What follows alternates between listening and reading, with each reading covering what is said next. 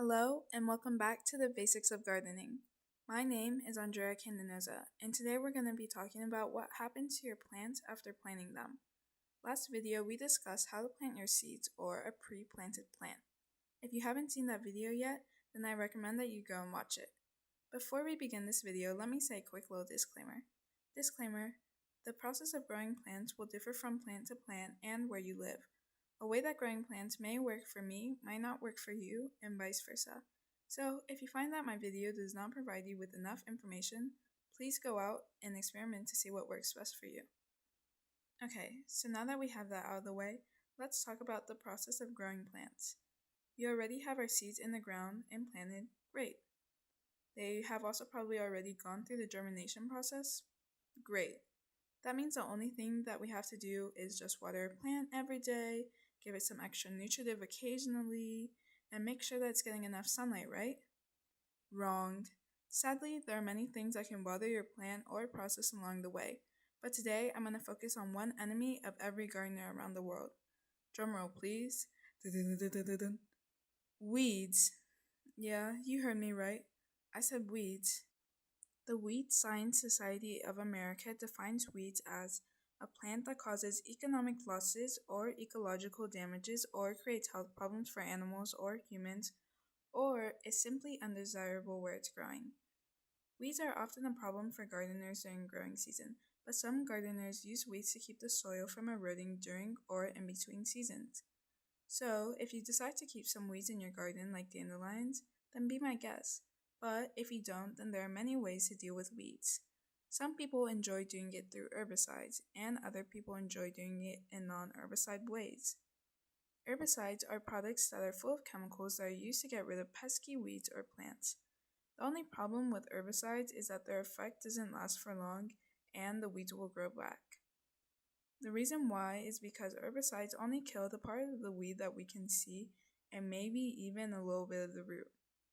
But anyone who has ever had to pull out weeds before can tell you that you need to get rid of the whole weed if you don't want it to grow back. The easiest way to stop weeds from growing too much is to pull them out when they're still young. When they're young, their roots are shorter and they haven't had the opportunity to spread their seeds around. The easiest time to pull out the weeds are when the soil is wet, so you should pull them out after it rains or after watering the soil. Pulling out the weeds are the hardest part, because you must make sure that you pull out all of the plant's roots. This can be very difficult if the roots are very deep or intertwined. You should throw away your weeds after pulling them out, so that they don't have the opportunity to grow out the roots again. Another easy way to prevent weeds is to clean everything you use before moving it to a different area.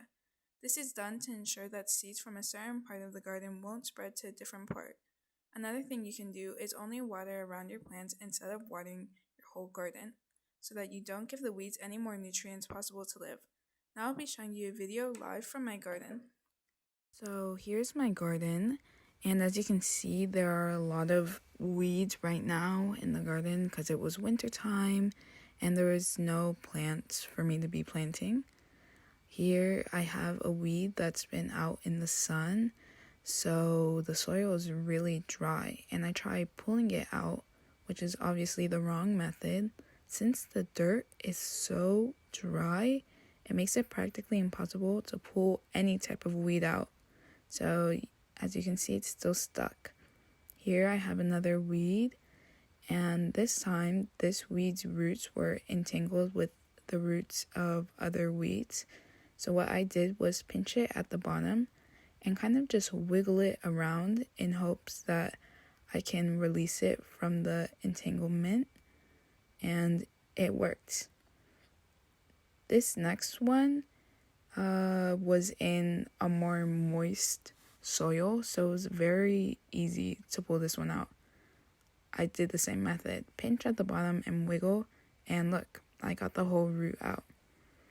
I'm going to try it on another one here in just a second, but let's look at how long the root is. That's crazy.